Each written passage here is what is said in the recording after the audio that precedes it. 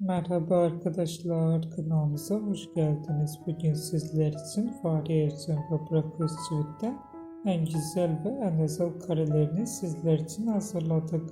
Burak Özçivit ve Fahriye Evcen çifti Çalı Kuşu dizisinde rol almış ve herkes tarafından çok beğenilmişti. Onlar bu diziden sonra evlenmiştiler. Biz de sizler için onların en güzel ve en romantik karelerini hazırladık.